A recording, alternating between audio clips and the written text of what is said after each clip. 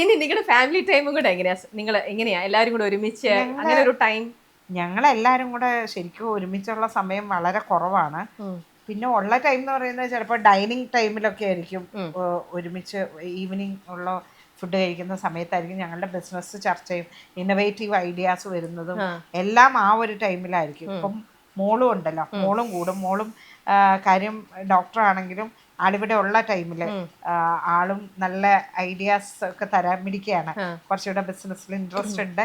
അപ്പൊ മോളും ഐഡിയാസ് ഒക്കെ പറയും. പിന്നെ ഏത് പറഞ്ഞാലും പ്രാശനാണ് ലാസ്റ്റ്. എന്ത് പറയാലും ആ ഒരു ഐഡിയ കൊണ്ട് ഇങ്ങോട്ട് വരണ്ട. അതെ, ഈ ഐഡിയ ഒക്കെ കേട്ടിട്ട് പിന്നെ വേറെ വഴിക്കാനുള്ള വരുള്ളൂ. എന്നാലും ഒരു ഫാമിലി ടൈം ഉള്ള സമയം ഹാപ്പിയാണ്, വേറെ കുഴപ്പമൊന്നുമില്ല, സന്തോഷമായിട്ട് പോണു.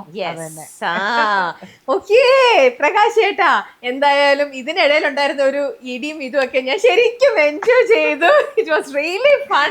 എന്തായാലും എനിക്കും അത്രയും അടുപ്പമുള്ള ഒരു ആൾക്കാരാണ് പ്രകാശ് ചേട്ടനും ചേച്ചി എന്ന് പറഞ്ഞാൽ. ആ ഒരു സ്വാതന്ത്ര്യം കൊണ്ടുകൂടിയാണ് നമുക്ക് ഇങ്ങനെ ഒരു കൗണ്ടർ പറയാൻ തന്നെ പറ്റുന്നത്.